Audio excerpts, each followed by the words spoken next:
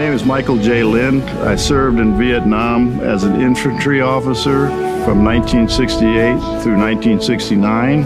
Americal Division, 196th Light Infantry Brigade, Charlie Company of C-21. War of attrition, they called it. We felt we could kill more of them than they could of us.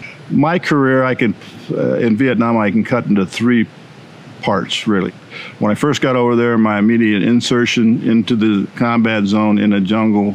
Then when I was appointed to be the executive officer for 3 or 4 months, I went to the rear. The last portion they sent me to be a liaison officer because they were operating next to where my brigade operated, and I had to go out and make sure that they didn't fire on each other. When I landed in Vietnam and walked out the door and got hit by that blast furnace, oh my gosh, is it hot here.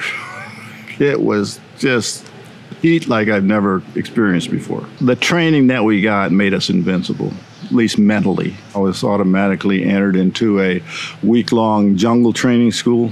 They went through booby traps and sappers sneaking under the barbed wire and stuff like that, walking down trails. They're just acclimating you to the surroundings, to the heat you're under. It was all drilled in our head what to expect. So I kind of slept through it, but the first time I got shot at to that, we were coming off a hill where a booby trap got set off about 10 feet from me in a bunker just above my head. So the blast went up in a V shape and didn't get me, but it got the artillery officer pretty bad. So our next project was to get off of that hill, go down into the rice paddies. So we got halfway down that hill and my captain got heat exhaustion.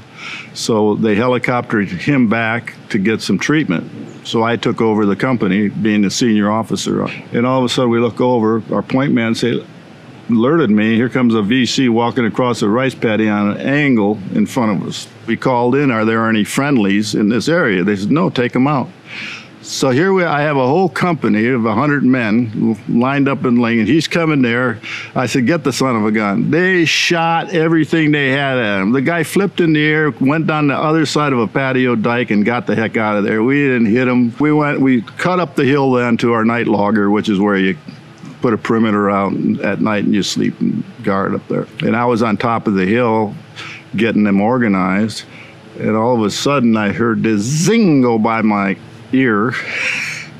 Sounded like it went about 2 inches from my ear. And I didn't realize what it was because I'd never been shot at like that. So the fellow next to me, he said, Lieutenant, you got to get down. This guy's sniping at us. So I said, that is that son of a gun that we missed. He went around and he was going to get his pound of flesh. So he took 3 or 4 shots and then he got the heck out of there. Constantly being in battle is a misnomer. Some units were in battle a lot, but not constantly.